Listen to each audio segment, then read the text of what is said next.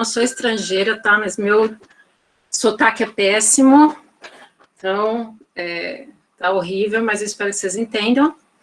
Eu vou fazer o seguinte, eu preparei aqui, como vocês tinham me falado, trazer uma experiência pensando na formação de professores, eu trouxe um pouco do que a gente faz dentro do grupo, e eu queria, assim, eu prefiro que as pessoas me interrompam durante o que eu estiver falando, porque às vezes a gente tem um insight de uma pergunta e aí acaba a apresentação e não passa, e às vezes a pergunta ajuda eu a caminhar. Então, eu vou fazer o seguinte, eu vou, ao fim de cada slide, eu vou dar um tempinho e a gente pergunta, e aí eu estou acompanhando em 2 lugares, então tem um problema aqui, às vezes vai faltar coordenação motora, mas eu consigo ver o que está sincronicamente aqui, o que aparecer no chat, então vocês podem fazer a pergunta. Bom, o que eu preparei para hoje, eu vou falar de algumas definições e proposições, né, algumas regras que a gente usa, e aí vocês já vão entender mais ou menos do que eu estou falando, alguns fatos e problemas, possibilidades, né, e os exemplos que a gente tem. Eu não vou falar da questão teórica toda de por que usar história e filosofia, ou como se usa, né, eu acho que o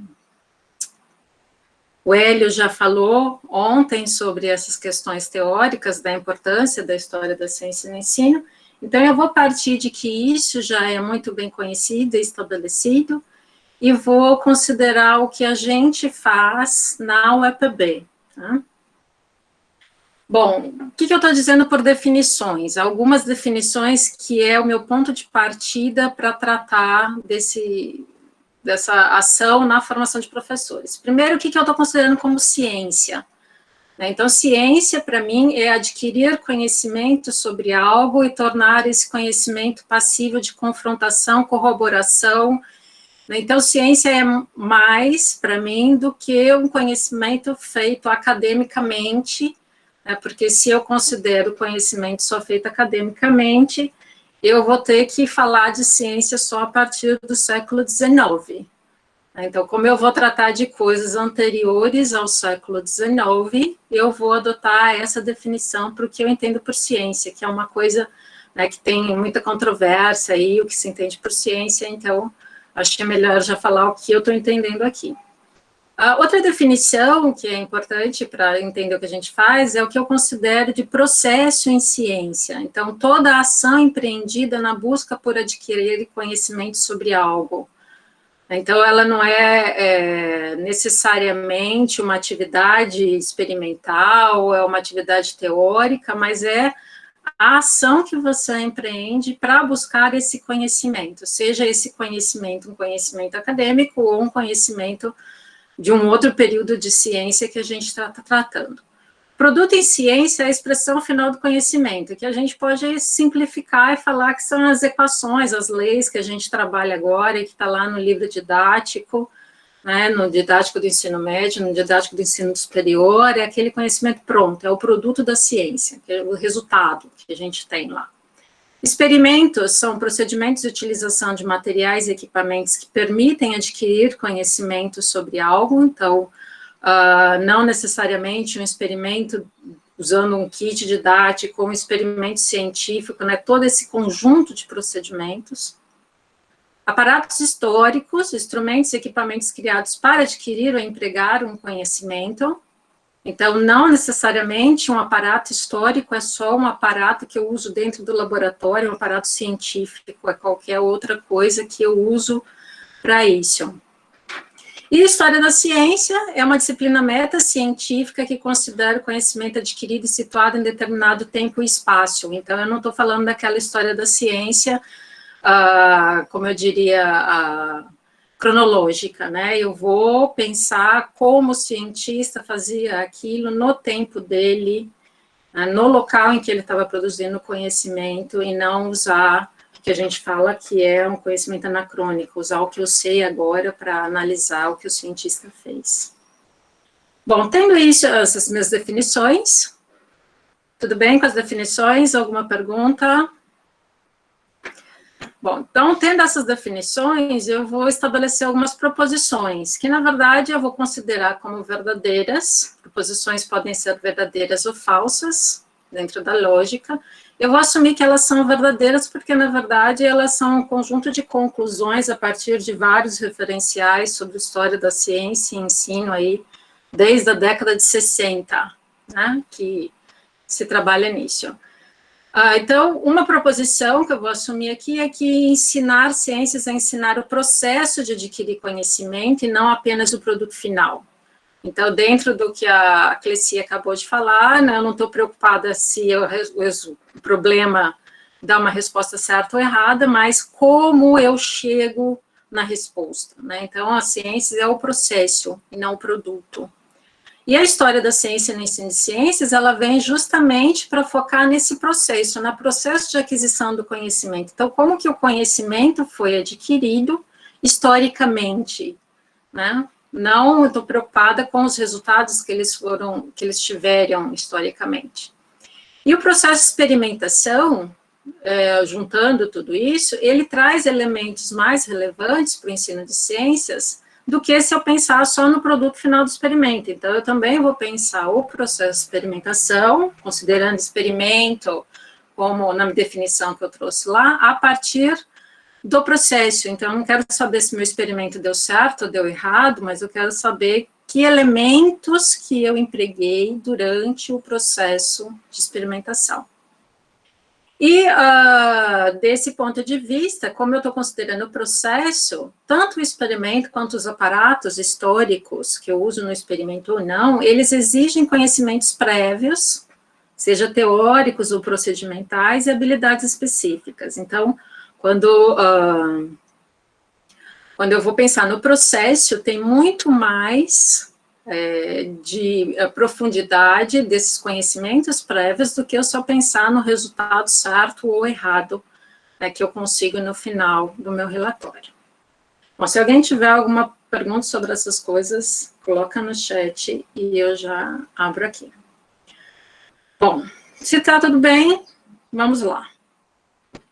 Então, juntando essas duas, as definições, as proposições que eu falei aqui, o que a gente entende como combinar história e experimentação, né, que é o que eu vou chamar da minha tese, é que a manipulação e a construção de aparatos para experimentação, né, a partir de fontes históricas, com foco na utilização da sala de aula, poderia servir para unir tanto a história quanto os experimentos e trazer elementos importantes para o ensino de ciências, porque é tanto uma coisa quanto a outra, tanto a história quanto a manipulação dos experimentos e aparatos, focam no processo. E ao fazer isso, né, então, ao pensar na manipulação e na construção de aparatos para o experimento historicamente, eu tenho, do ponto de vista da formação de professor, várias competências ou habilidades que são desenvolvidas. Então, tem habilidades manuais que o professor desenvolve ao fazer isso, ele é obrigado a investigar materiais em termos de matéria mesmo, né, de elementos constituintes do aparato do experimento, e por que usar aquele e não o outro. Ele vai refletir sobre quais são os conhecimentos que eram necessários saber para manipular aquilo e que agora talvez a gente não tenha mais, que são os conhecimentos tácitos, né?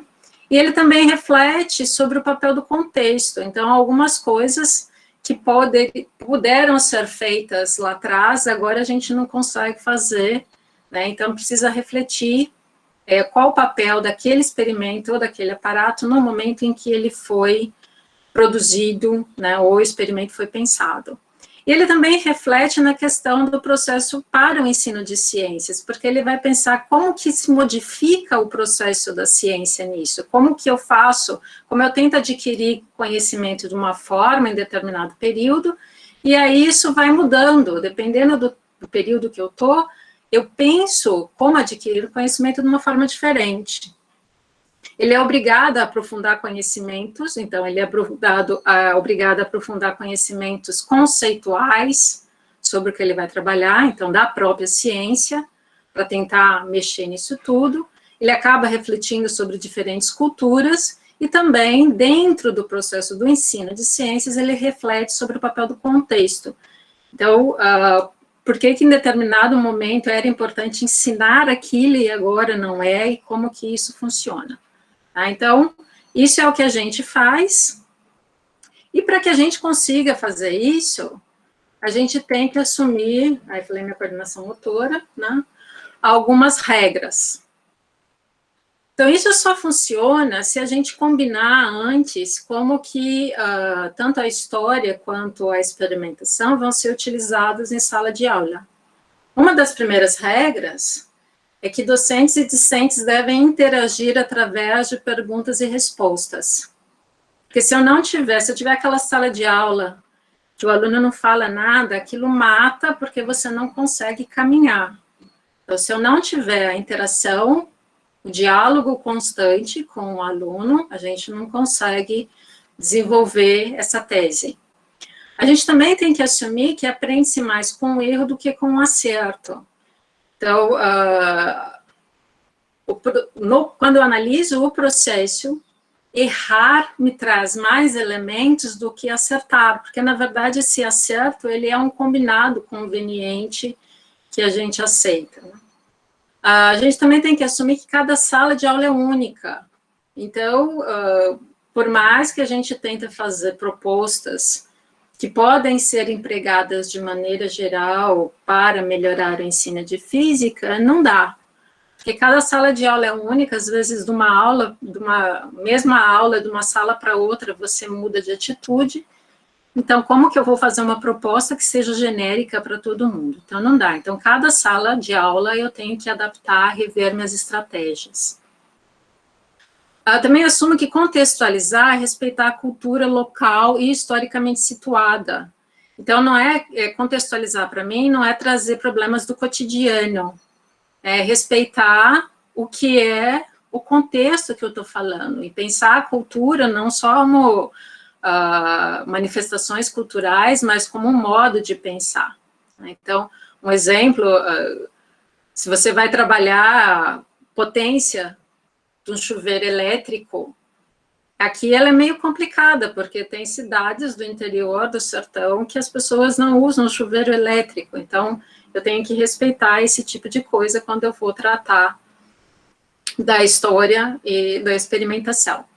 E o mais importante é que ninguém detém o conhecimento. Então, nem o professor, nem eu aqui, nem o Einstein, nem o Newton, nem nenhum ser morto que não pode contestar, né? Ele detém esse conhecimento. Por isso, a necessidade da gente ter o tempo inteiro a interação e o diálogo com os alunos para não passar essa ideia da autoridade do conhecimento. Se eu falo que eu detenho o conhecimento, estabeleço alguma coisa assim, eu mato todas as perguntas dos alunos e aí a gente não consegue caminhar com a proposta, né? Por isso que eu queria que vocês perguntassem. Né? Os alunos de História da Física que estão aí, por favor, perguntem. Bom, então, tendo essa tese e fazendo essa combinação, quais são os fatos e os problemas que a gente tem que atacar? Então, que lindo trabalhar com história de experimentação, mas experimentação no ensino de física, a gente tem uma realidade que é que as escolas não possuem laboratório ou não possuem kits, que é a grande reclamação dos professores, né? Que os licenciados são incentivados a focar nos produtos da ciência, que é muito o que acontece dentro da formação de professores. Então, ele vai fazer um experimento no laboratório mais focado no produto, se o experimento dá certo ou não, e aí ele vai ter um pouco mais de dificuldade de trabalhar dessa outra maneira, focando no erro e não no acerto, né? Também que experimentos estão sempre com foco em testar a teoria, e isso traz algumas contradições, porque a gente tem historicamente aí vários exemplos em que o experimento, ele na verdade serve para mostrar uma teoria e depois de ali um certo tempo mostra-se que aquela teoria caiu Então, como que você comprovou aquela teoria empiricamente e depois você vem me falar para mim que ela estava errada, né? Então, o que é a ideia? O experimento comprova a teoria ou ele é pensado a partir de teoria? Então, o Hélio falou um pouco sobre isso ontem, que é quando a gente vai para um laboratório, é uma questão filosófica, quando a gente vai para um laboratório e escolhe os equipamentos que a gente vai fazer, as medidas que a gente vai fazer, a gente já vai com uma ideia do que a gente quer ver.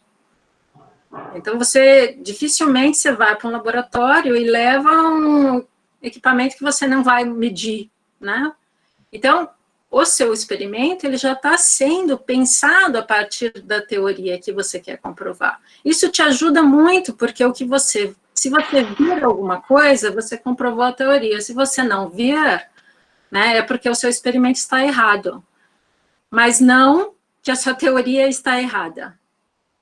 Então, um exemplo clássico, a gente tem a questão das físicas de partículas, por exemplo, a gente tem casos em que alegou-se ter visto determinado trajeto e depois foram e verificaram que, na verdade, era uma falha do equipamento, que aquele trajeto não existiu.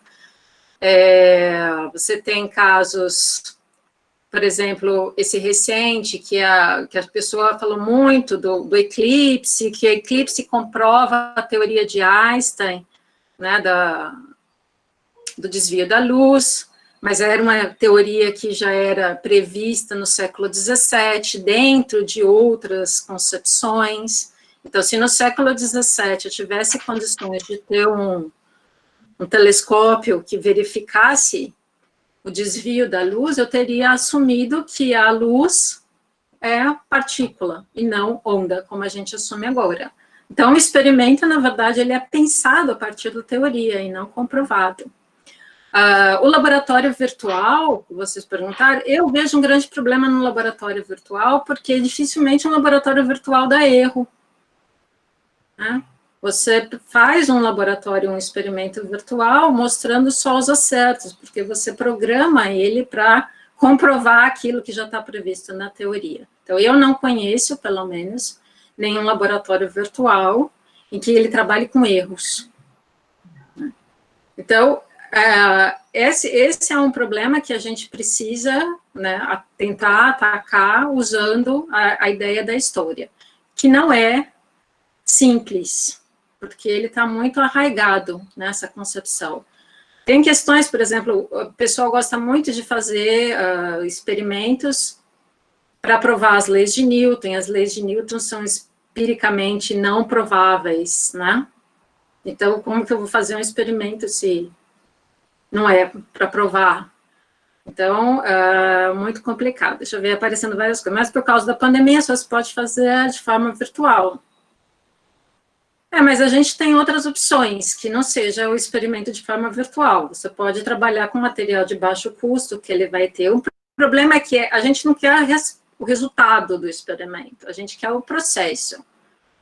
Então, num laboratório virtual, o que seria mais importante nessa questão do processo é o programador que estabeleceu as condições para que aquilo funcione, que é aquele que está o processo. E aí isso não tem. Tá?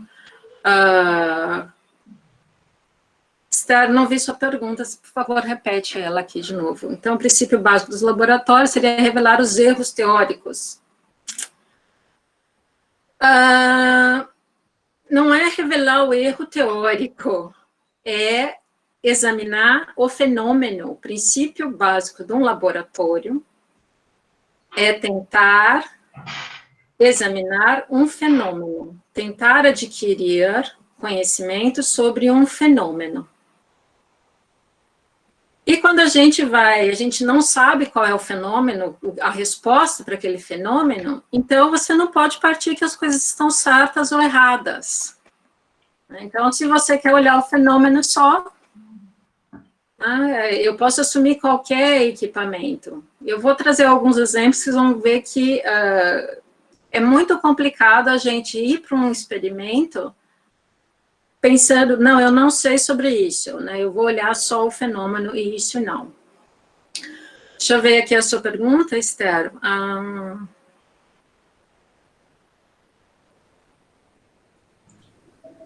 Sim, problemas de investigação. Então, não é como tudo foi formado.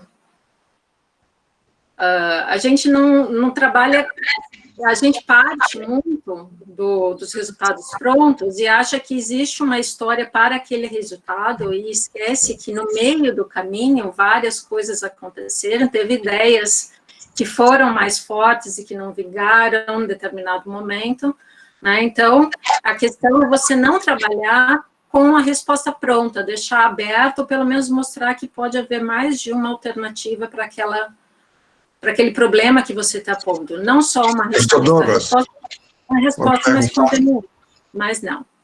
Diga, Rafael. Sim, Ana, parabéns aí pela palestra.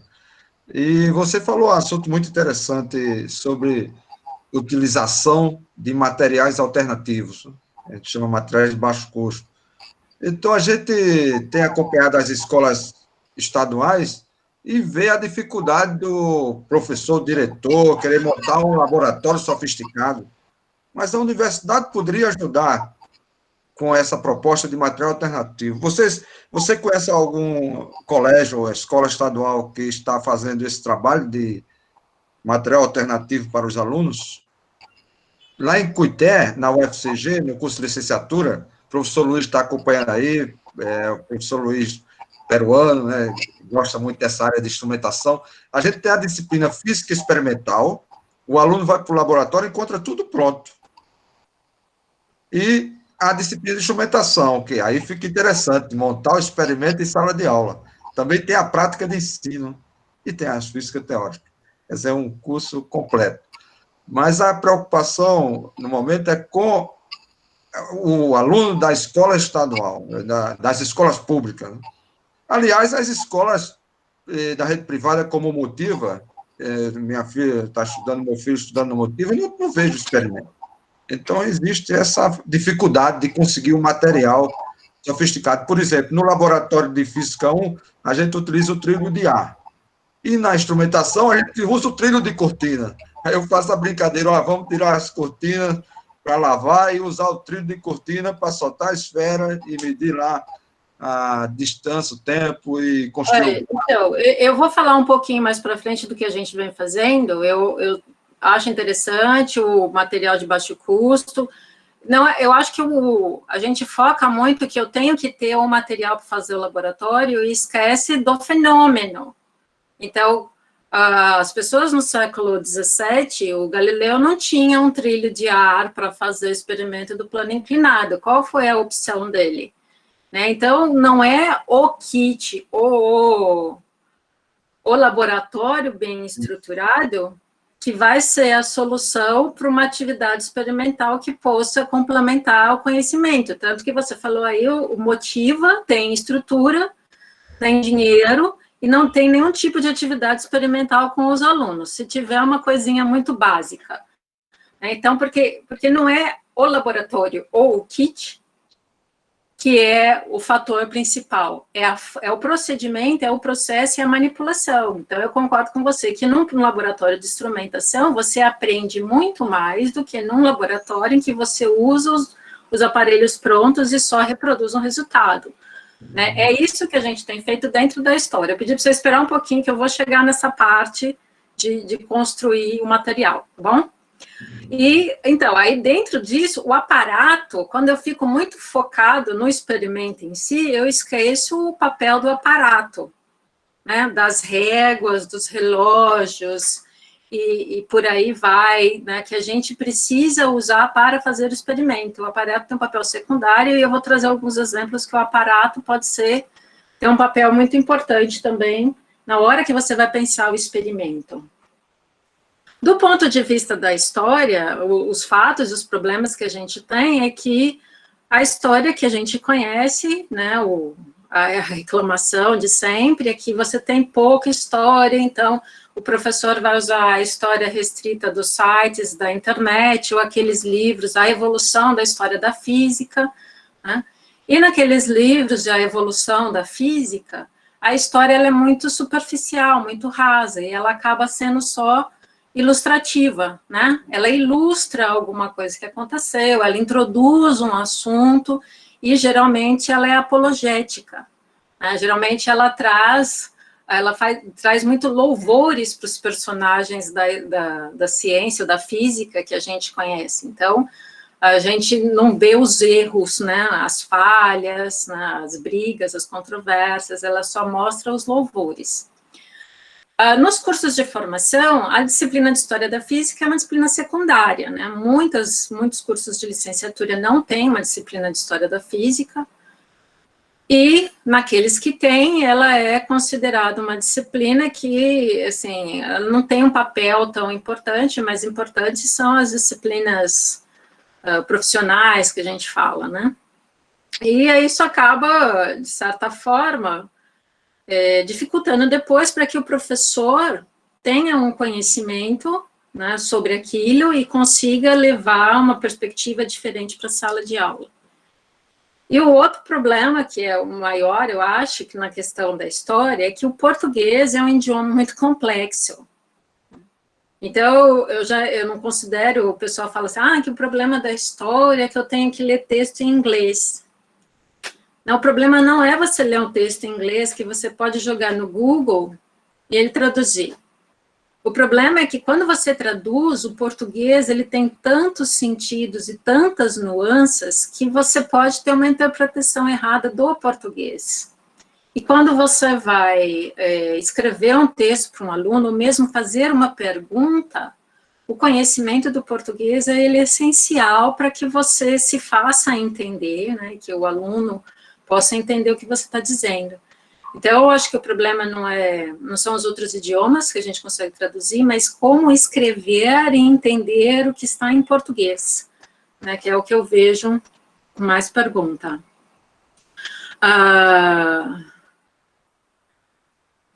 Luciano perguntou do experimento errado.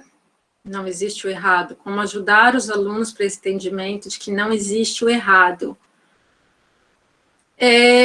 Não é a questão de você, não é que não existe o errado, eu acho que você tem que voltar um pouco na questão do que a Cleci falou, você tem que pensar em como chegar no conhecimento, a gente não está preocupado com o resultado do experimento, a gente está preocupado como fazer experimento, né? Então, é o processo.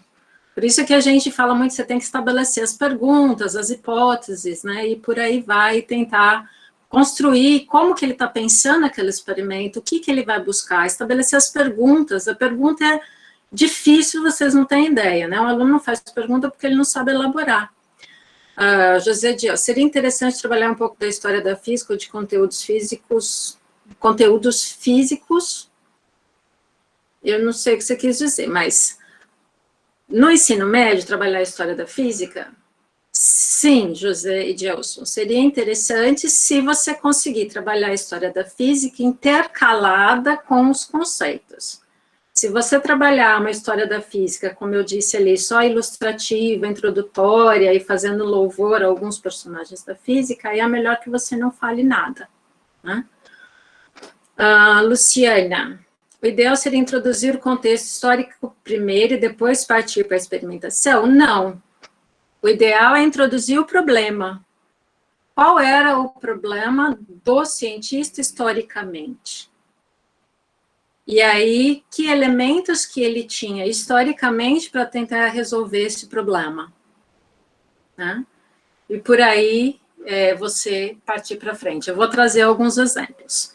Jorge, eu já te falo onde que você encontra, tá? Então, vamos lá. Eu vou dar uns exemplos e aí acho que responde essas perguntas que vocês estão colocando aqui. Vamos devagar. Bom, então, primeiro exemplo. Um primeiro exemplo de que o objeto é mais importante do que a ciência em si. Tá? Então, vocês sabem que objeto é esse, né? Esse é a luneta do Galileu. Esse é o... Deixa eu vir para o lado de cá. Então, esse aparece o meu mouse, minha ponta de laser ali. Então, esse desenho aqui é a explicação que o Galileu dá de como ele construiu a luneta dele. Né? Ele é bem metódico, assim. ele usa um tubo de chumbo, coloca uma lente convergente, uma lente divergente. E ele faz essa luneta aqui com um campo de visão ridículo. Né? Muito ridículo o campo de visão, ele não consegue ver quase nada. Só que em 1610 ele publica isso, ele começa a vender muito, e aí a gente traz esse Galileu como o pai da ciência, né? O início da revolução científica, e mostra que ele, não, porque Galileu viu as manchas da Lua, e ele acabou com o sistema ptolomaico, e a partir disso a gente começa a aceitar o sistema copernicano. Né? Então, isso está muito simples, né? Porque a gente está pegando o resultado do Galileu, que são as observações que ela fez da Lua, e transformando isso no meu produto da ciência, estabelecendo essa verdade que foi. Mas se a gente pegar e olhar um pouquinho o processo do Galileu utilizando a luneta, né, a gente vai ver que tem um pouquinho mais de complicação. Né? Então, uma das coisas que ele cita, quando ele está fazendo a propaganda da luneta, para que ele quer ganhar uma bolsa do Duque, do Grão-Duquês, é que ele faz a contagem das estrelas. Ele faz a contagem das estrelas, usando essa luneta dele, que tem um campo de visão ridículo, né? E ele chega a um número, assim, de milhares. E aí a gente pensa, bom, alguém aqui já tentou contar para mais de 1000 um número, né? Imagine você contar para mais de 1000 uma estrela em que você tem um campo de visão de alguns centímetros com o seu, e aí você tem que ficar lá contando, e chegar a milhares de estrelas. Esse processo não é um processo que a gente consideraria preciso. Né? Então, qual é a minha grande glória de Galileu como um pai da ciência e do método científico? Se eu for olhar mesmo o processo dele, ele é muito falho em termos de precisão. Então, isso é uma coisa a se pensar. Outra coisa que se pensar, por exemplo, é que ele fica horas. Ele fala, por 2 horas fiquei olhando o céu. Tá?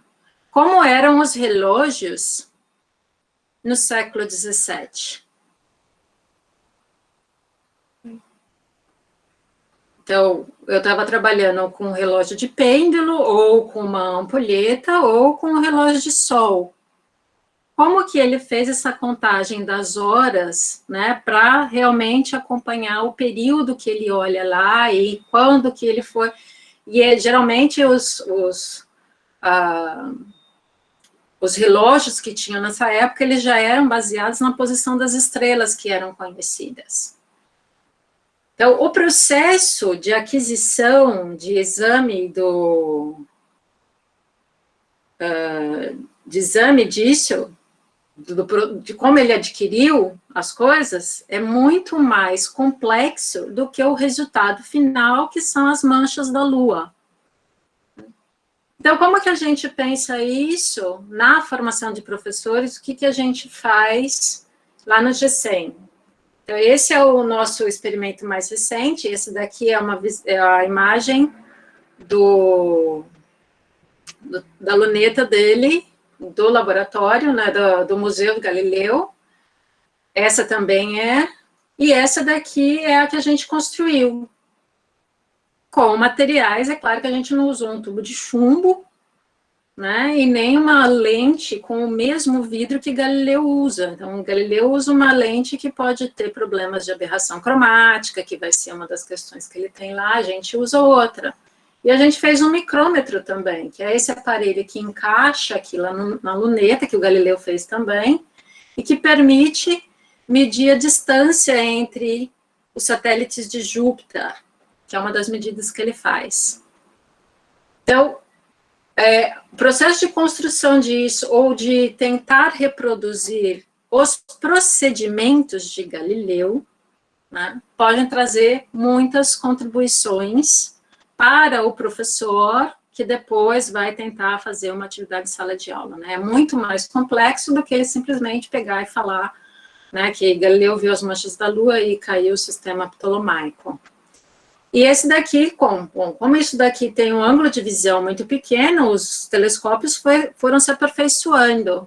Esse é um telescópio refrator, tem um prismazinho aqui, que o próprio construtor, que é um aluno de licenciatura, sentiu a necessidade de fazer para poder ter uma visão melhor dos céus. Então, a mesma dificuldade que ele apresentou em ter uma precisão com o instrumento de Galileu foi uma dificuldade que se apresentou na época. Então, na época, né, as observações de Galileu não foram tão, né, relevantes assim do que essa análise a posteriori que a gente faz.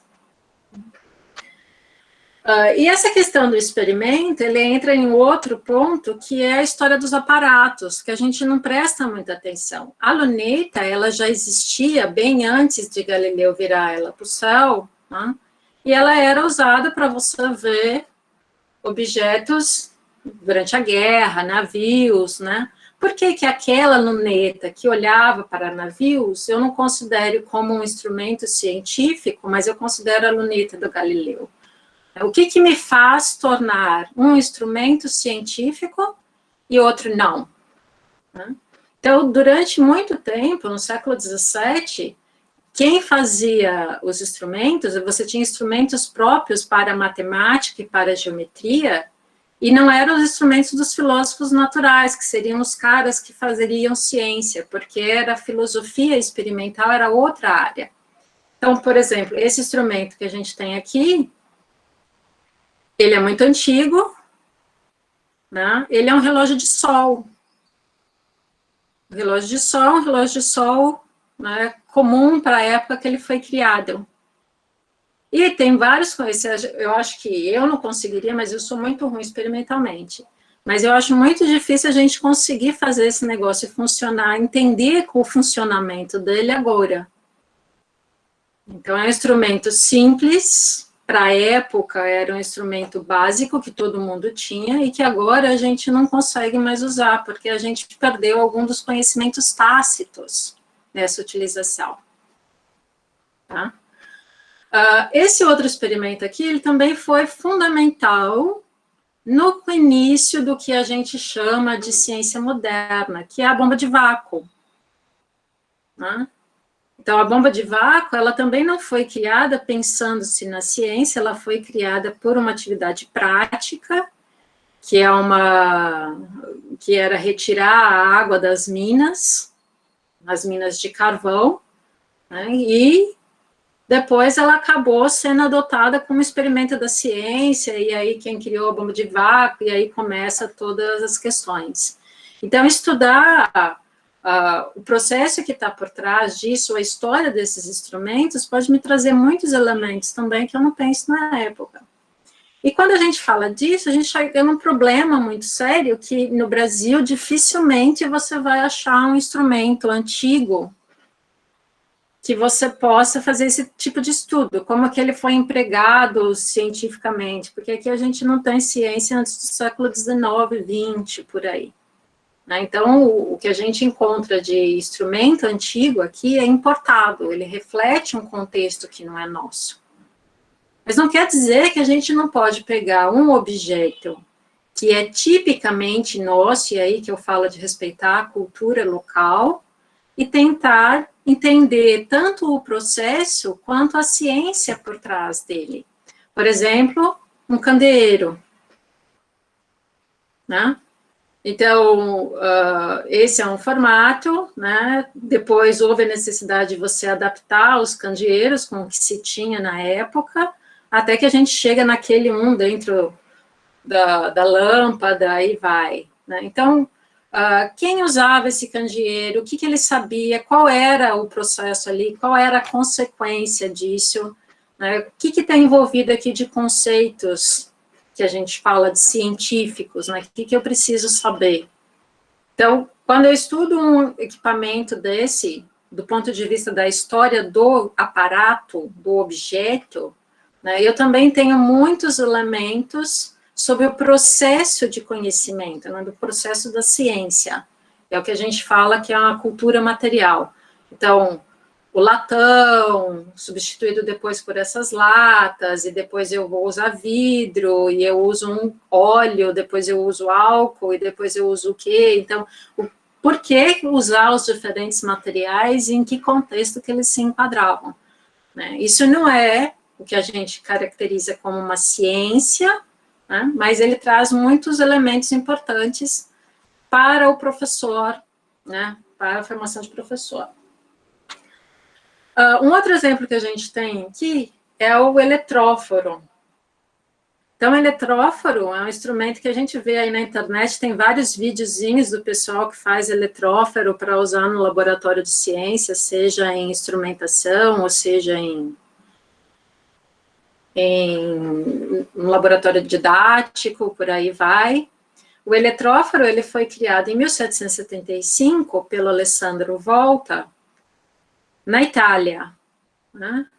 E o eletróforo, quando ele foi criado, ele não tinha conceito de carga, não tinha, né, nada disso. Então, ele foi criado na tentativa e erro, pensando na eletrização produzida por atrito, né? E parecia ser um instrumento que forneceria eletricidade infinitamente, porque bastava você encostar aqui, tirar, carregava a garrafa de Leyden e por aí ia. Era infinito. Né? E aí a gente, baseado nisso daqui, pegou e fez né, o mais próximo possível do que a gente poderia fazer agora. Né? Então, a gente usa o que ele usa aqui como uma cera, a gente usa um material que pode ser substituído, a gente usa um metal aqui, usa um isolante como cabo. Só que tem um problema. Dificilmente, aí Luciano está aí para confirmar, dificilmente você consegue fazer com que o eletróforo produza faísca em Campina Grande. Se eu não consigo produzir a faísca, né, o meu experimento tá aí. Então, qual o sentido de eu usar um eletróforo pensando só no produto dele, que é a produção da faísca, se eu não vou conseguir fazer isso em Campina Grande? Então, se eu penso no processo, então, o que envolve, qual é o conhecimento que está por trás disso? Então, eles tinham 2 tipos de eletricidade, que eles pensavam, o que envolve isso daqui? Eu tenho a umidade do ar, que vai influenciar, eu tenho a gordura aqui na placa, que vai acabar influenciando também, eu não consigo. Então, às vezes você pede para o aluno explicar o funcionamento aqui, e alunos da licenciatura, e às vezes a resposta é que com atrito você tira elétrons. Então, é uma resposta tão pronta, às vezes você consegue, esse tipo de resposta é com professores também, já formados. Você tira elétrons daqui, e aí você gera uma diferença de potencial. Então, é uma coisa que a gente sabe o resultado. Ah, tá, é atração, eletricidade estática. Mas, e o que está aí no meio do caminho? Então, se eu focar no processo de construção, o que envolveu a construção disso, talvez tenha mais importância do que eu focar no resultado final. Tá? Deixa eu ver a pergunta da Karen aqui. Eu trabalho no ensino superior. Foi mais um comentário. Cara, é a questão do método, né? Da gente não pensar só nos roteirinhos de laboratório, né? A gente trabalha nesse sentido também, mas não explicitando questão filosófica, né? De trabalhar com o método, fazendo eles pensarem um pouquinho a partir da própria manipulação. Esse experimento aqui,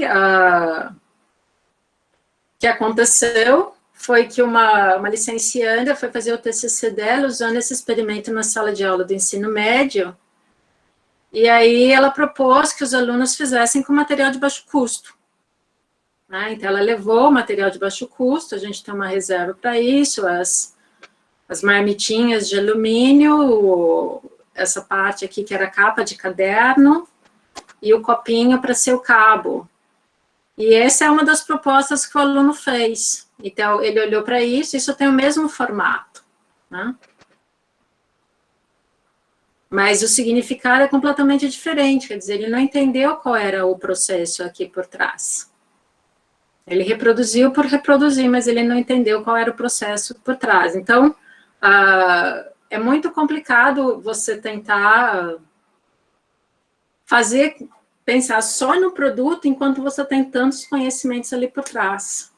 Esse trabalho especificamente, a aluna teve um pouco de dificuldade por causa daquela primeira regrinha que eu pus lá, que é a interação entre docente e discente.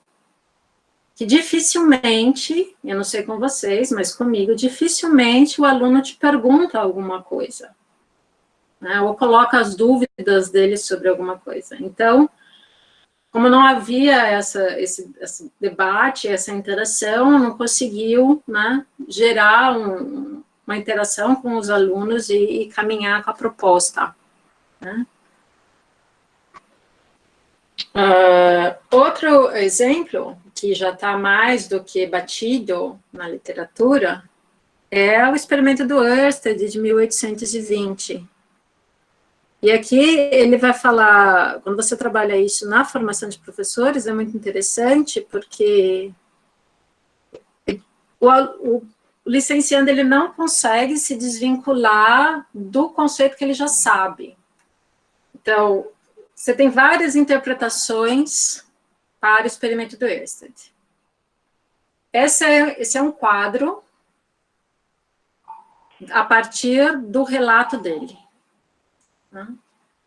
Essa é uma possível reconstrução que tem num museu. E isso é um experimento didático, uma versão didática do experimento do Ørsted. Então, esse daqui, ele está conceitualmente problemático. Então, apesar de eu pego uma narração do Ørsted, pego um quadro histórico, né? Conceitualmente ele é problemático, né? Porque o Ørsted está segurando com a mão dele o fio, ele tem só essa bateriazinha aqui, né, para produzir a corrente. E esse daqui é o mais provável do que o Ørsted fez. Só que quando ele não fez assim. Essa foi uma das opções dele, de colocar a bússola abaixo do fio. Ele fez várias tentativas. E esse experimento aqui, não sei se ele dá para, manipulando esses suportes, fazer todas as combinações que o Ørsted fez.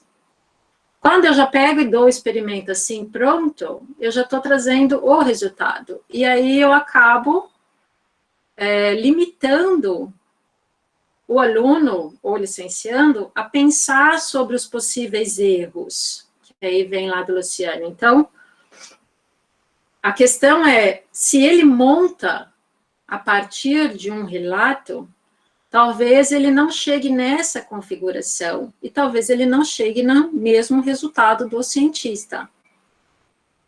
E isso é bom porque vai fazer com que ele pense sobre aquilo. Então, o que ele está pensando quando ele muda a bússola? Isso daqui, uma das consequências no experimento do Ørsted é que ele pensa que a matéria elétrica que passa pelo fio penetra o vidro da bússola. Então, quando eu ponho aqui uma bússola, uma agulha, na verdade, uma agulha magnética, sem o vidro, né, eu já estou distorcendo o processo, né, porque eu já estou induzindo o aluno a pensar, tá, a corrente está nesse sentido, passa aqui no fio, a agulha vai mexer, né? Eu não deixo a opção dele pensar sobre isso.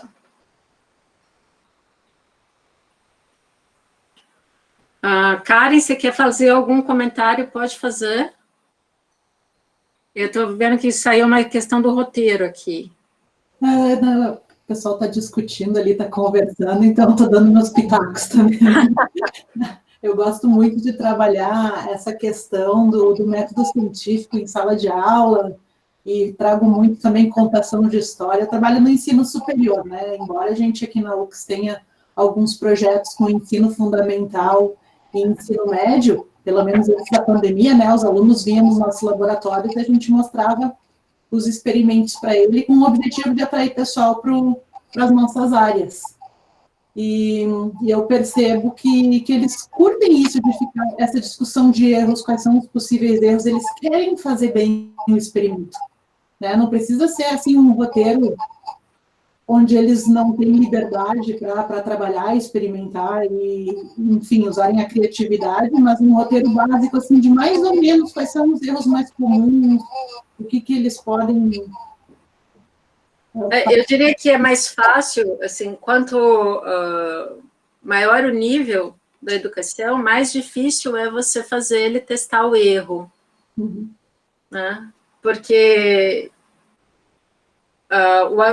a criança é muito mais curiosa do que o aluno do ensino superior. O aluno do ensino superior, ele já vem com a teoria feita, por isso aquela discussão inicial de que o experimento é para comprovar a teoria, ou ele já é pensado a partir da teoria, né? Então, ele já vem com o experimento pensado a partir da teoria, e aí ele fica fechado nessa ideia e não consegue ver as outras possibilidades, né? Enquanto se você simplesmente deixa o equipamento e pensa, você constrói qual é o fenômeno, né? Qual é o fenômeno? Vamos pensar no fenômeno. Qual é o fenômeno envolvido? Professora. Oi. Obrigado pela aula. E, em relação ao ensino médio, eu concordo muito que as aulas assim são muito melhores, né? Mas o sistema que a gente trabalha não é assim, né? Ele é um sistema de memorização, de resolução de exercícios, e no fim, essa parte que é a parte mais interessante, onde o aluno vai construir o conhecimento, que vai aprender de fato, né, significativamente, isso é o que menos acontece. Como que a senhora vê isso, né? Principalmente no ensino médio. No curso de licenciatura já dá para trabalhar mais assim facilmente, né? Mas no ensino médio, né, principalmente em escola particular, como que a senhora vê isso, né? Porque você vê que a gente é norteado por vestibulares, por Enem, que foge um pouco da gente fazer dessa forma, né? Como que a senhora vê? Olha, eu sei que é uma dificuldade, e não é uma dificuldade só aqui, é uma dificuldade mundial, né? Que o professor no ensino médio ele tem que lidar com muito conteúdo e sobra pouco tempo para você abrir as coisas e propor novas perspectivas. Mas, assim, a gente foca muito nos nossos experimentos na questão do conteúdo. Então, a gente tem até experiências aqui, a Samira, se ela estiver assistindo, ela pode falar, que ela fez uma atividade usando a questão histórica numa escola particular, pequena, em que ela tinha que cumprir o conteúdo curricular, né? Então, eu acho que é possível, só que é muito mais trabalhoso, né? E, nesse sentido, eu acho que as escolas públicas, elas te dão mais abertura para você fazer uma experiência diferente do que as escolas particulares, né? A escola particular, ela é muito pasteurizada, né? Ela é muito certinha, e aí ele não te dá essa oportunidade. Mas a gente tem tido várias experiências. O que acontece é que é um processo muito longo, né? Você não consegue fazer isso, sim, um aluno se formou em um ano, ele consegue elaborar uma proposta, aplicar em sala de aula e ter um resultado interessante, né? Então, essa menina mesmo que fez na escola particular, ela ficou mais ou menos uns 3 anos trabalhando no processo de desenvolvimento da atividade para conseguir fazer alguma coisa em sala de aula. né? Porque você tem que pensar várias coisas, você tem que pensar na questão do material, se eu tenho disponível, eu tenho que pensar que o aluno não gosta de ler, então eu tenho que fazer uma proposta diferente ali, eu tenho que pensar no tempo didático, no currículo, nas atividades da escola. Então, a gente não consegue fazer um negócio redondinho e falar assim, vai funcionar se fizer dessa forma, porque muda muito, né? Mas a gente tem assim, tem experiências que têm dado certo. Assim, dado certo no sentido de que a gente consegue fazer.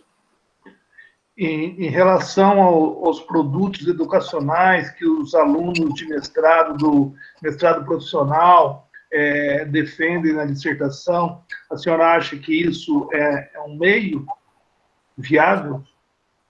Sim e não. É um começo, porque o mestrado profissional ele tem que ser feito em 2 anos. Né? Então, se esse aluno do mestrado profissional ele já não vem com essa experiência anterior de trabalhar com a história, de conhecer as fontes históricas, de pensar a questão do ponto de vista do processo e não do produto, né? De pensar de uma forma um pouco mais interdisciplinar do que aquela da resolução de exercícios, né? Em 2 anos, ele não vai conseguir fazer uma coisa muito legal, mas pode ser um começo. Né? E o que eu acho importante, a gente estava até discutindo isso agora no mestrado, é que você mantenha o vínculo, né, com a universidade, com o grupo de pesquisa. Das experiências que a gente tem, né, os professores que conseguem desenvolver alguma coisa nesse sentido em sala de aula e sair do cotidiano, são aqueles que mantêm vínculo com o grupo e a gente discute, porque aí eles trazem os problemas da educação básica para o grupo e o grupo retrabalha aquilo dentro dos nossos pressupostos e a coisa vai e volta. Então, tem professor que está no grupo faz 10 anos, né, desde que o grupo começou e a gente mantém as reuniões e a gente... Né, e agora vai para a sala de aula dele, e leva o produto nosso, e manter essa proximidade com a pesquisa. Porque ele pode defender uma dissertação de mestrado, beleza, vai fazer o produto dele, só que aquilo envolve muita coisa por trás. Né? Teve um aluno meu que fez uma animação de história, dentro do mestrado profissional, ensino de física, o profissional nacional, ensino de física. E a maior dificuldade dele não foi juntar os alunos e desenvolver a atividade, foi conseguir o material histórico antes trabalhado nessa perspectiva do processo, né, da história um pouco mais complexa, que não é só ilustrativa, né, introdutória. E aí, então, se ele não está bem preparado para fazer essa análise do ponto de vista da história, vai ficar sempre faltando alguma coisa para ele conseguir desenvolver. Mas aí o Tony, que também é lá do nosso grupo, acabou de trazer um problema que vai ser real, que é o da BNCC, que a BNCC está trabalhando lá com os temas, as temáticas, a interdisciplinaridade, e aí a gente não vai conseguir mais trabalhar... não deveria, né, pelo menos, pensar em conteúdos de forma tão restrita e limitada. A gente tem que pensar de uma maneira mais abrangente. Então, por exemplo, um estudo daquele candeeiro pode ser visto dentro de um projeto interdisciplinar, que você vai olhar para a questão da física, a questão histórica, a questão quilombola, e por aí vai, né? Então, a gente vai ter que abrir um pouquinho mais a cabeça e tentar esquecer um pouquinho o que está na grade curricular, né, aprendendo a gente, ver outras maneiras. Mas a gente tem várias experiências que têm funcionado, mas os professores continuam em contato com a gente. Né? Se você quiser trocar umas ideias, estou aberta para isso. Tá? Outro exemplo. Oi. Posso fazer uma pergunta aqui? Sim. A senhora acabou de falar aí se eu não, talvez não ouvi enganado aqui, que o aluno, hoje a gente sabe que o aluno não gosta de ler, mas aí a senhora falou que faz uma outra proposta para que chama a atenção do aluno, mas isso não estaria contribuindo para que o aluno não buscasse por sua conta própria ter a consciência de que tem que ler o material, que tem que estudar, talvez sim, por conta própria também. Porque se o professor ficar assim, por exemplo, criando um meio, se o professor levar em consideração que já internaliza que o aluno já não gosta de ler, ou que o aluno não tem tempo, e fica inventando outras metodologias para que possa contribuir para o ensino do aluno, isso não estaria alimentando o aluno também, não? Porque... Não, veja, ler não é ler só um texto. Ler é ler um enunciado. Né? Então, o aluno, não é que ele não gosta de ler, às vezes ele tem preguiça de ler o enunciado completo, ele busca só as variáveis para substituir no exercício. E, assim, o que a gente fala de fazer outra proposta, não é que eu estou favorecendo o aluno que não gosta de ler, né? Eu estou pensando numa alternativa para que o aluno veja como seria importante se ele buscasse outro tipo de conhecimento além daquela resolução de exercícios. Então, por exemplo, o que a gente fez nesse caso que o aluno não gostava de ler, assim, a gente reconheceu isso, foi trazer a história dentro de uma forma de videozinho. Tá? Então, ele fez uma discussão da perspectiva histórica, que é uma discussão dentro das humanas, né? E ele tenta se expressar. Quando ele tenta se expressar, ele vai saber que ele não tem argumento, vocabulário, né? E aí ele vai sentir a necessidade de correr atrás disso. É diferente de eu pegar e falar assim, eu tenho que fazer com que o aluno leia, e eu vou trabalhar com um texto de história e vou dar para ele aí 15 páginas para ler. Né? E dou um texto do Roberto Martins, que é uma história que eu sei que é válida. Não adianta, né? Vai ter uma rejeição imediata. E muitas vezes você encontra um próprio professor que não sabe escrever um enunciado de questão. Então, como que um professor que não consegue escrever um enunciado de questão inteligível quer exigir que o aluno dele, né, leia muito texto?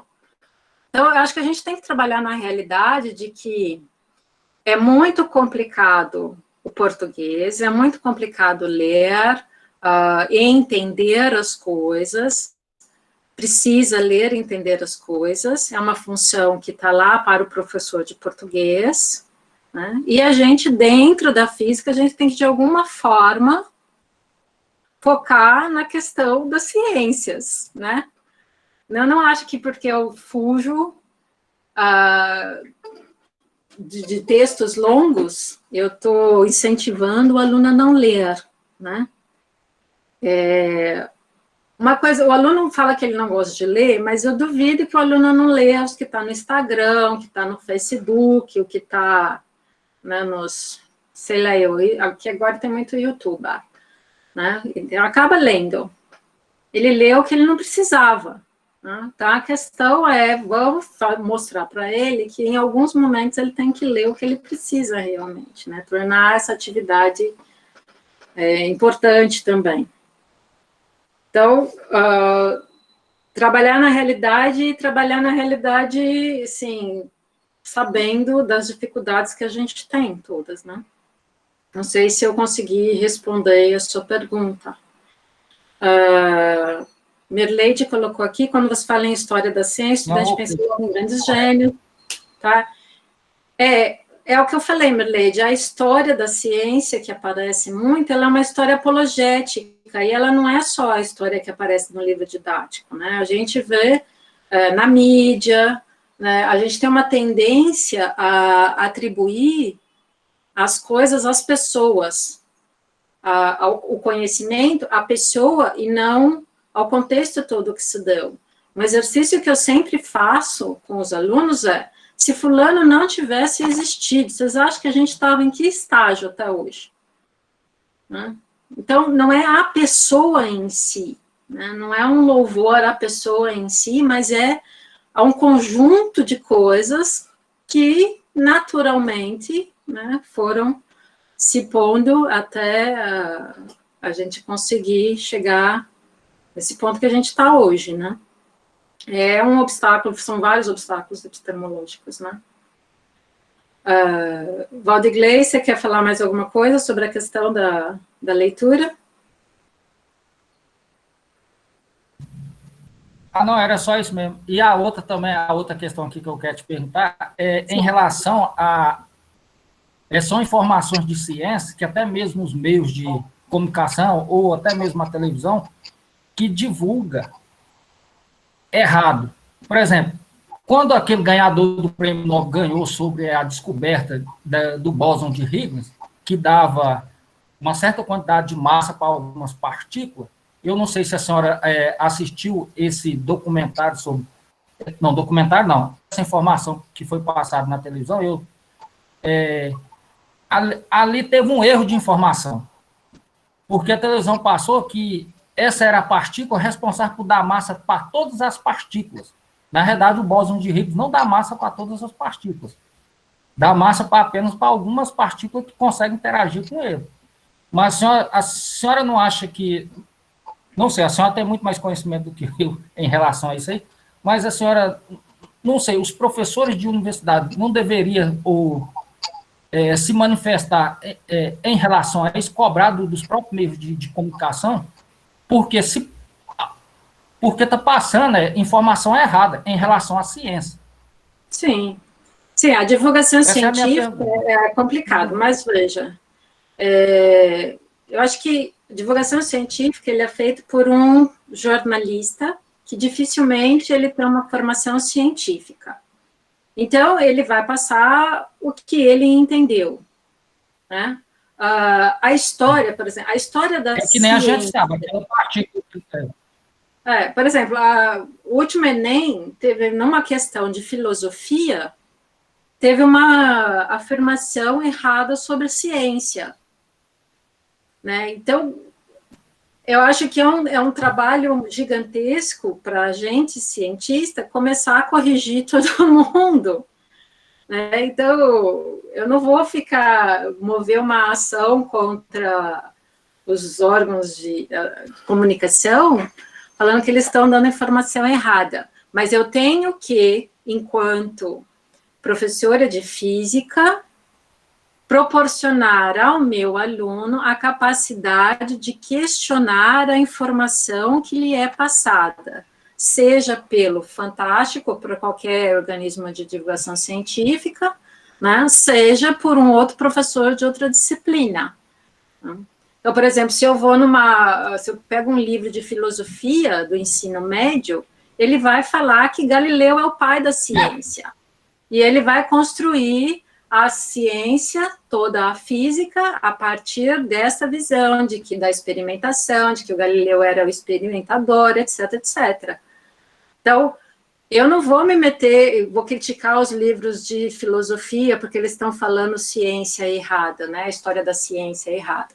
Mas eu tenho que, enquanto professora de física, dar ferramentas para que o meu aluno veja que não existe verdade absoluta quando eu falo de ciência. Então, o bóson de Higgs é um modelo teórico. É um modelo teórico que se enquadrou em determinada situação. Um modelo teórico prevê tais e tais coisas, né? Então, o neutrino é um modelo teórico que estava previsto pela teoria e acharam um determinado traçado e equivalia a energia ao neutrino. Então, eu não descobri o neutrino. Né? Então, a informação vai ser descobrir o neutrino. Assim como vem o pessoal e falou da questão do Einstein, do eclipse. O Einstein previu o eclipse, o desvio da luz durante o eclipse. O Einstein previu a existência de buraco negro. Tudo isso já era muito anterior ao Einstein. E como, Quem é que tornou o Einstein como o grande marketing da ciência, né? Diga. E lembrando também que tem muita informação que é divulgado, tanto na internet ou por pessoas mesmo, até mesmo por professores, tem muita informação que são pregadas sobre o Einstein. Tem muitos erros também. Então, a minha função não é corrigir todo mundo, porque eu também não tenho certeza de tudo, né? É gerar no meu aluno uma capacidade de criticar. Agora, quando eu vou lá com os resultados só prontos da ciência e falo para ele reproduzir as leis, eu vou dar um exemplo agora da lei de Joule, né? Eu estou, de certa forma, intimidando ele, dando uma autoridade para pessoas durante a ciência e fecha a capacidade dele de questionar sobre aquilo que ele está vendo. Então, essa a minha defesa. Eu tenho que, de alguma forma, né, ajudar o aluno a questionar o que ele lê, o que ele vê, o que ele ouve, né, porque a gente não pode lutar contra tantas pessoas, né. A gente fez, o professor Roberto Martins tinha um projeto da gente alterar a Wikipedia, que a Wikipedia é a maior fonte de informação errada sobre a história da ciência. Ao invés de eu ficar criticando, né, o que os alunos pegam da Wikipedia, entra lá e refaz a Wikipedia, todos os verbetes são editoráveis, né? Então, a gente estava nesse processo de editar os verbetes da Wikipedia que estão conceitualmente, historicamente, errados, né? Porque é um trabalho hercúleo, né? A gente não pode ficar reproduzindo isso. Está tendo bastante discussão aqui, eu não estou conseguindo acompanhar. Eu vou pedir que depois vocês falem isso. Tá, bom. Vou trazer um outro exemplo aqui, que é da tal da lei de Joule, né? Então, a lei de Joule é que a potência lá proporcional ao quadrado da corrente, a resistência, e eu assumo que a tensão proporcional aí à resistência corrente. Então, esse é o resultado que a gente usa, esse é o resultado que a gente usa quando vai explicar a resistência do chuveiro e por aí vai. E isso atribui-se o nome lei de Joule. Bom, a gente foi atrás, aí em 2017, 2018, de tentar fazer o experimento do Joule em que ele afirmava isso, dentro dessas ideias da formação de professores lá, que o pessoal reconstrói os experimentos históricos. E o experimento que o Joule faz é isso daqui, né? Esse que está aqui, em 1841, ele pega um fio de cobre, enrola num tubo de vidro, tem uma determinada grossura aqui, não fala o comprimento. Isso aqui é um copo de vidro que ele está usando como calorímetro, ele coloca a água aqui, ele coloca um termômetro, que é um termômetro lá construído por um fabricante de termômetros que era preciso. E nesse experimento, ele não deduz isso, mas ele quer mostrar que por esse experimento, ele também pode chegar a esse resultado que já havia sido deduzido por outras pessoas utilizando eletricidade estática, tá? Bom, ele faz esse experimento, usa uma bateria que ele não dá muita informação, não existia, vejam, em 1841, não existia a unidade Joule para energia, tá? Também não existia a unidade ampere para a corrente. Então, ele determina uma quantidade de eletricidade, ele cria uma unidade para contar isso, que é o que ele vai usar aqui, quantidade de corrente, e ele chega nessa tabela.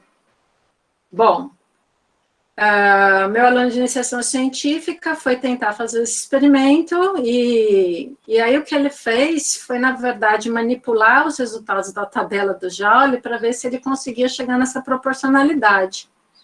Aí ele achou, né, eu não estava aqui, foi uma época que eu estava fora, ele achou um número lá que funcionava como constante de proporcionalidade e aí ele construiu essa tabela do Joule aqui, só fazendo continha, sem ter ligado o fio a uma bateria. Então, ele chegou nos resultados do Joule, só manipulando os dados aqui. Bom, quando eu voltei, eu fui ver se isso aqui realmente... Fui olhar o relatório do aluno, vi que não tinha sido feito nada, e a gente foi tentar refazer o experimento do Joule.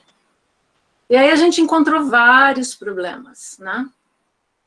Primeiro porque dos dados dele tem muito pouca informação, a precisão é ridícula, e aí a gente tentou simular a bateria, que ele não explicava quanto que estava fornecendo, a gente usou uma bateria elétrica, aqui eletrônica, não chegou a resultado nenhum. Aí depois a gente usou uma bateria de moto, e aí a bateria de moto, para não derreter tudo, e para poder controlar a corrente que estava sendo aplicada, a gente teve que criar um resistor variável aqui, que o Joule não usava, né? E também não chegou a resultado nenhum, né? Então, eu descarreguei uma bateria de moto nesse fio de cobre aqui, dentro do copo d'água, e não aumentou 1 grau. Durante 1 hora, né? Descarreguei a bateria durante 1 hora e não aumentou 1 grau na temperatura. Bom, aí, o que isso me diz?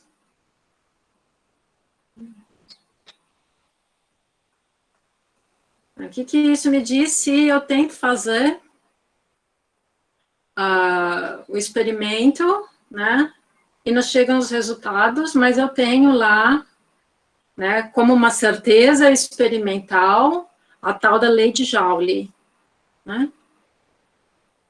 Bom, a gente foi atrás de tentar entender melhor isso e desistiu, porque experimentalmente eu não consegui uma bateria que fornecesse uma corrente suficiente, uma tensão suficiente durante o tempo que ele precisa, eu preciso rever essa parte do experimento. Mas aí a gente começou a ver historicamente, né, os documentos, outros artigos da mesma época, para tentar entender, então, o que o Joule fez. E aí a gente viu que, na verdade, quem chega num resultado experimental, que mostra essa proporcionalidade aqui, é o Lenz. Ué, mas se é o Lenz, por que a gente chama isso de lei de Joule? Porque depois desse experimento, em 1849, o Joule fica famoso com o experimento das pás, em que ele acha o equivalente mecânico do calor. E aí ele fica sobre a proteção do nosso querido Lord Kelvin. E aí o Lord Kelvin começa a atribuir o nome dele a todas as leis que tinha. Tá? Então, quando eu falo lei de Joule, eu estou sumindo com muita coisa importante na história. Muita coisa, né? E eu estou esquecendo de pessoas que foram muito mais relevantes experimentalmente e que elas não estão aqui porque elas não eram inglesas, que é o caso do Lenz. Então, se eu olho o processo da experimentação, eu tenho muito mais informação para criar a capacidade reflexiva do meu aluno do que eu simplesmente pegar e pedir para ele calcular, né, essas contas, assumindo que é a lei de Joule, que eu já dei a autoridade para ele. Então, quem quiser saber mais sobre isso, eu tenho aqui 76 páginas para ler. Então, a ideia que está por trás dessas questões é sempre que o processo da experimentação, historicamente, envolvia muito mais do que chegar no resultado, mesmo porque, historicamente, não se sabia qual era o resultado certo que era para chegar. Os caras estavam estudando o fenômeno, e a gente esqueceu de estudar o fenômeno no laboratório. A gente quer fazer o experimento, mas a gente não olha para o fenômeno em si. Tá? Então, esses são os exemplos que a gente tem, né? E aí, em termos de formação de professores, como que isso tem contribuído? Primeiro, que eu falei, que é a questão, né, para física na teia, que eu não sei como que ele chama, que é a questão do grupo de pesquisa. Então, o grupo de pesquisa, ele tem sido fundamental porque ele é um ambiente em que os alunos podem questionar. Então, ele está lá para investigar, ele não é um ambiente de sala de aula em que eu vou lá para falar de história e os alunos vão lá simplesmente ouvir, né? É um ambiente de amadurecimento e desenvolvimento desse futuro professor, onde ele traz as experiências dele da sala de aula, né? A gente discute, a gente revê, a gente vê quais são as estratégias que a gente pode adotar, né? Porque cada futuro professor, ou cada professor em sala de aula tem competências e conhecimentos e habilidades diferentes. Então, tem gente que tem habilidade para construir, que é o caso do Gerson, que é o nosso construtor de instrumentos. Tem gente que tem a habilidade para fazer um vídeo.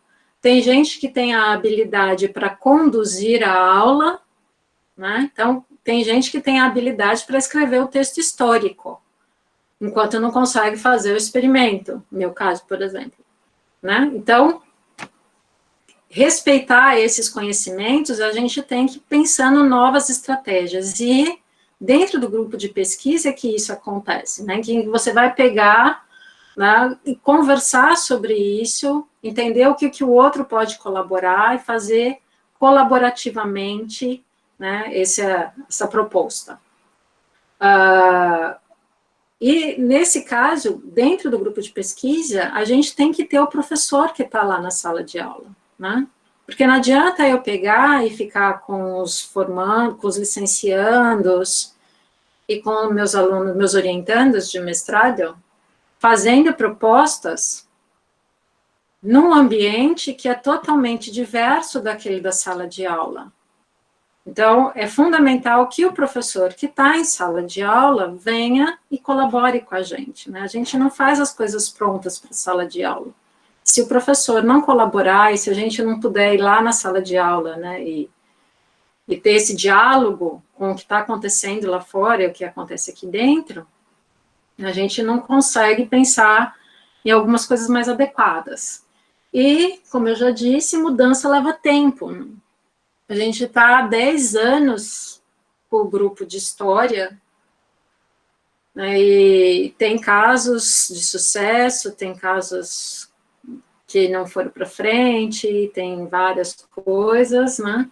Cada proposta dessa é, no mínimo, 2 anos para a gente conseguir deixar redondinho e pensar para a sala de aula, né? E não é uma solução final, né? Não acho que seja a solução. Tem outras possibilidades aí para a gente melhorar, mas a gente vem, né, desenvolvendo isso e tentando ver se chega, né, em alguma conclusão. Bom, era isso que eu tinha para falar. A gente pode, se vocês quiserem reproduzir essas perguntas agora e falar o que eu perdi aqui da leitura, se o Douglas quiser destacar alguma coisa que eu perdi. Então, estou aberta à discussão.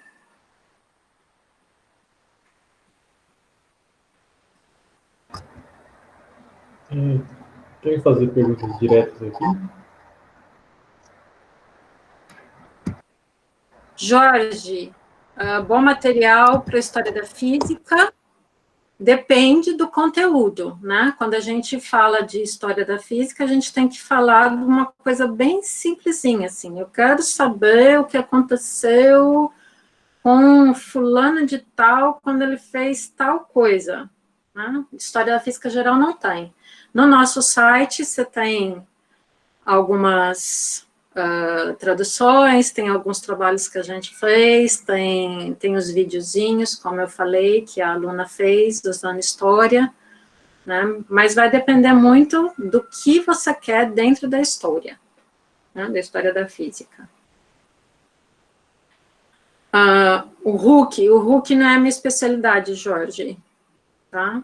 O Huck não conheço. O Huck deu mais contribuições lá naquela parte de ótica, da lei de Hooke. A lei de Hooke nunca fui atrás. Não sei te dizer. A professora Esther Oliveira pergunta, professora, às vezes quando falamos da história da ciência, os alunos menosprezam a ideia de saber historicamente como tudo foi formado. Como quebrar essa ideia, né? Levar alguns problemas para a sala de aula, seria interessante, problema de investigação. Isso, né? Então, você levar o problema. Então, coisas que a gente assume como prontas agora, em vez de pegar o resultado pronto, você leva o problema que o cientista tinha no século XVII, XVIII, XIX, por aí vai, e aí tentar resolver o problema. Né? E dependendo do período, ele vai tentar resolver o problema de uma forma diferente. O Newton não fez experimentos. Galileu usou vários instrumentos. Né? Em termos teóricos, já não tem tanta força quanto Newton. Descartes tem várias questões teóricas que a gente esquece, né? Então, vai depender do período que você está falando. Quando a gente vai falar de física moderna, é um pouco mais complicado, porque você está lidando com uma caixa preta, né? E tem muita coisa que a gente não sabe, como o fenômeno em si, a gente não tem acesso. Então, fica complicado você entender, né, qual era o problema em si.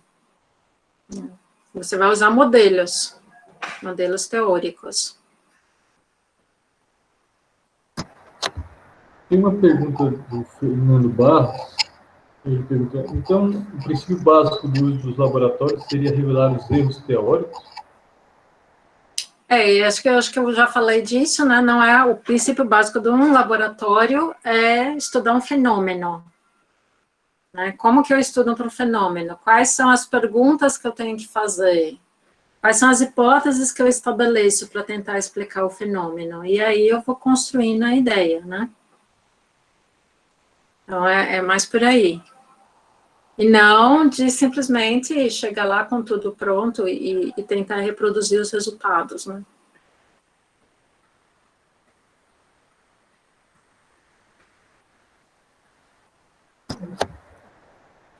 Luciana faz uma pergunta aqui. Professor, então o ideal seria introduzir o contexto histórico primeiro e depois partir para a experimentação? Luciano, eu vou conversar com ele depois.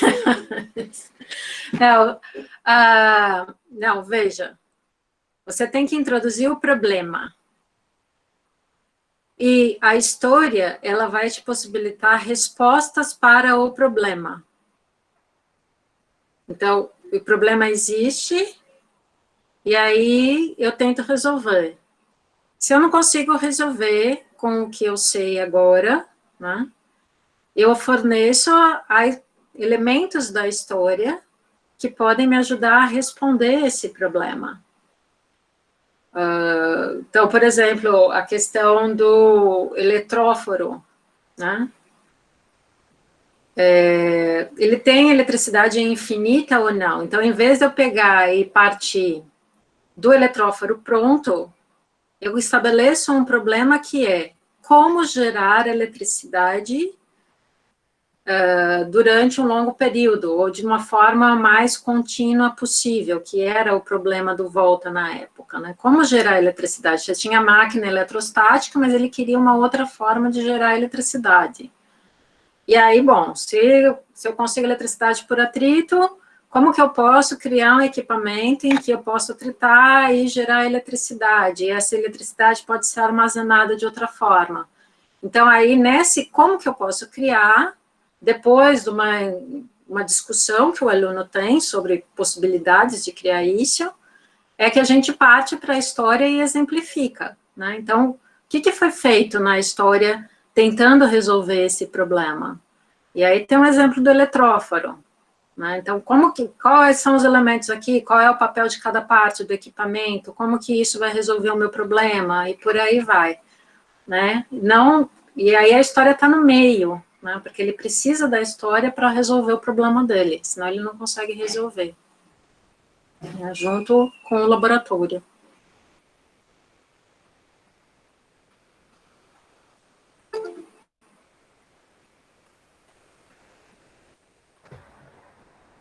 A Jéssica Uso de perguntas de forma desafiadora e mapas mentais é de suma importância para levar isso aos alunos? Os mapas mentais, eu acho que eles ajudam a chegar numa conclusão sobre o que está sendo aprendido, né? Então, é interessante, assim, se o aluno não conseguiu captar qual é o caminho que você está adotando para chegar naquela ideia, então o mapa mental ele vai ajudar a sintetizar e direcionar quais foram as suas hipóteses, como que você chegou naquilo, né, e qual foi a construção do raciocínio em si, né. Então, o mapa mental, ele é sempre legal para concluir a aula e mostrar como que você chegou naquele resultado.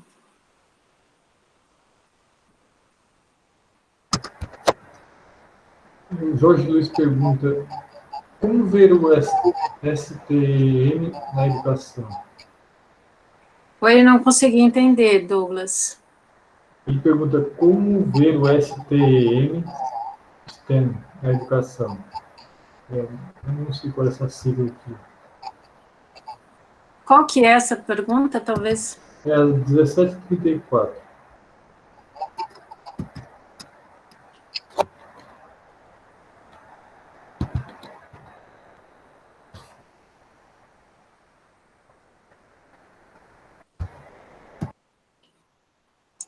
STEAM.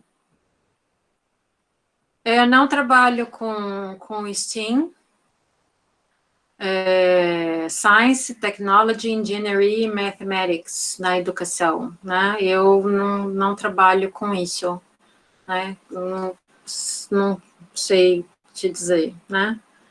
Incentivar, aí cada pesquisador vai trabalhar numa área, né? A Merleide, com as questões de participação de mulheres, fala-se um pouco sobre como a história da ciência poderia nos ajudar a compreender a pequena participação das mulheres na física. Então, Merleide, o problema é que a história da ciência que a gente conhece, ela foi feita por homens, né? E aí, no que eles fizeram isso, eles fizeram o favor de fazer louvor a grandes personagens e esqueceram das mulheres. Mas, se a gente pensa na ciência, como eu disse lá na minha definição, como a forma de adquirir conhecimento sobre algo, as mulheres, elas estavam muito presentes no início, porque elas eram as artesãs que fabricavam os aparatos, os instrumentos experimentais, que os filósofos e os matemáticos iam utilizar. Então, elas têm essa participação inicial, em que o conhecimento ele era produzido de forma artesanal, esses fabricantes de instrumentos. Então, se não fossem as mulheres produzirem, né, os instrumentos, não teria como chegar em alguma conclusão. Elas têm muita importância também na astronomia, porque a astronomia, durante muito tempo, ela foi simplesmente a localização dos planetas nos céus, e aí as mulheres eram as astrônomas, então elas mapeavam, né, as estrelas. Então você tem algumas mulheres que fazem isso, só que essas mulheres, elas não vão ter uma participação efetiva dentro das sociedades, né, são poucas as mulheres que participam da sociedade. E, então, a história da ciência, ela mostra, assim, se você olhar para a história e não para a ciência, você vai ver que teve muitas mulheres atuando em campos que foram fundamentais para o conhecimento científico.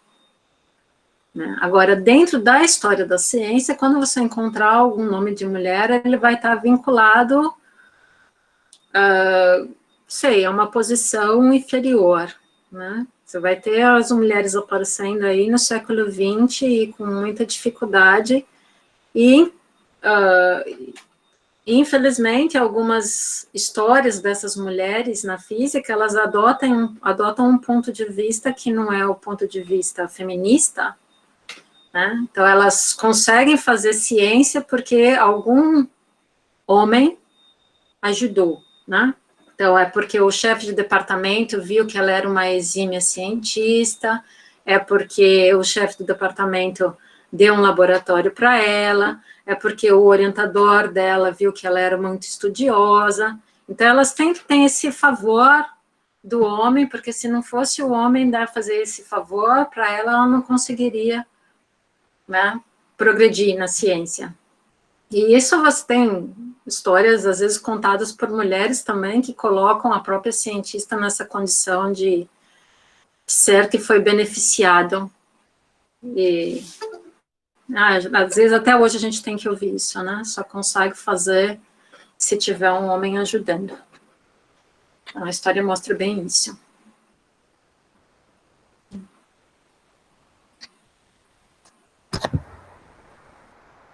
Tem uma pergunta ali, às 17h39, do Jorge. Nesse seu trabalho com Joule, encontrou alguma relação com o trabalho de ON? O trabalho do ON já era bem conhecido, né? O ON, então, o Joule, ele vai usar... Olha, eu bloqueei várias coisas desse trabalho, mas ele vai usar uns trabalhos de um tal de Harris, que era um cara que fazia para-raios para navios, e aí ele estava estudando a questão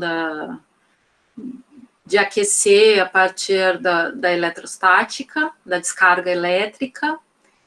Ele não cita explicitamente o ON, mas as relações do ON já eram conhecidas, né?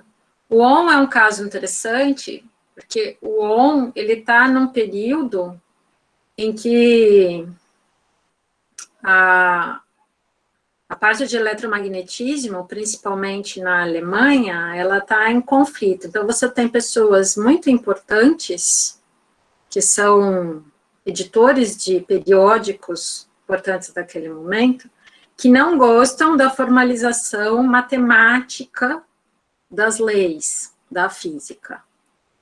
E você tem também um grupo novo, né, de cientistas, né, que está dando uma ênfase maior à matemática e menos ao fenômeno, que é o caso do Joule, né? O Joule não é muito bom na matemática, ele fica mais na questão fenomenológica.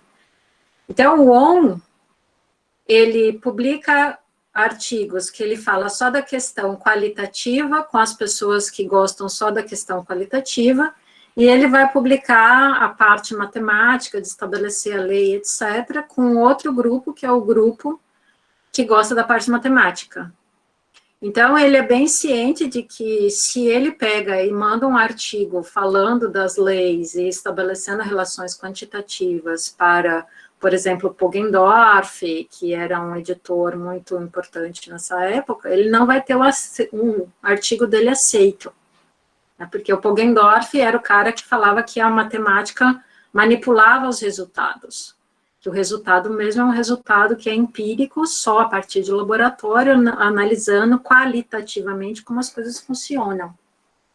E o Joule, os primeiros trabalhos dele, ele foca mais na questão qualitativa, depois é que ele vai se aprimorando e vai fornecendo as leis, né? Mas o Joule, ele não era um acadêmico, ele era um cervejeiro, né? Ele era de família rica, ele tinha um laboratório nos porões da casa dele, então ele não era um cara da academia. Então, as tentativas dele iniciais de pesquisa são tentativas muito práticas, de fazer um motor magnético, né, de conseguir um combustível que tenha maior rendimento, né? Não era a visão acadêmica, era uma visão prática, né, tecnológica.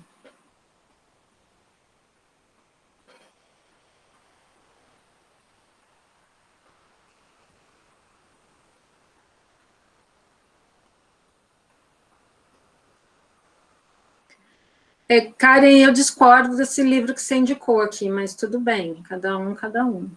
né? Se não me engano,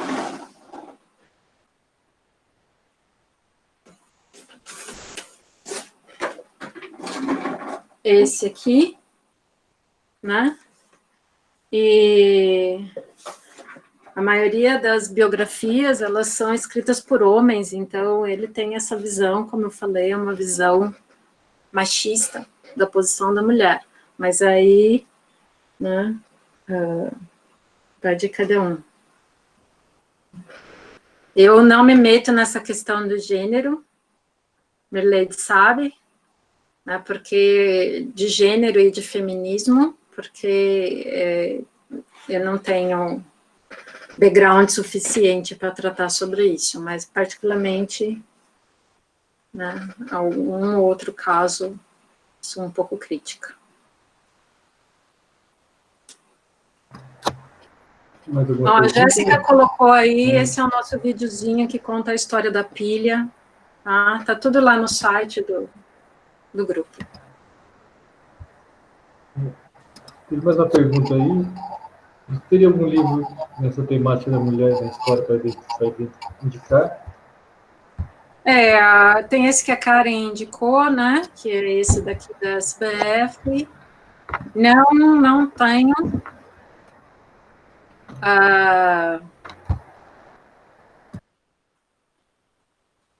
Tem uma ex-aluna que era do grupo, que defendeu o doutorado dela recentemente.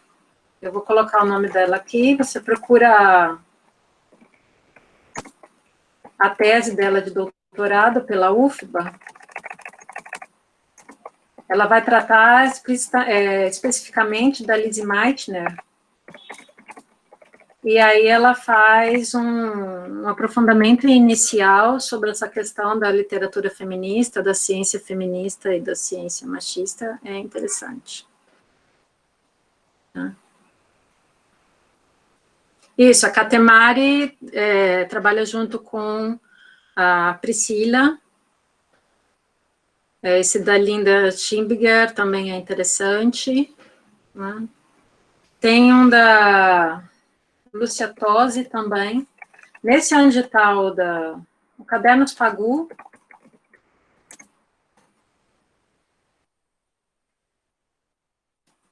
Cadernos Pagu, eu não me lembro exatamente um ano, mas ele tem um volume específico, um número específico, só tratando da mulher na ciência. Tá? Tem um artigo grande, que é o da Lúcia Tosi. E tem a Fernanda Keller, não sei, Ellen Fox, não sei o que lá, Keller, são as feministas que tratam da questão da mulher na ciência. Mas, como eu digo, não é meu terreno, não vou me meter.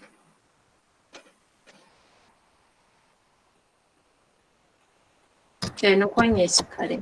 Assim, né? Como eu digo, eu, assim, não mexo nesse terreno.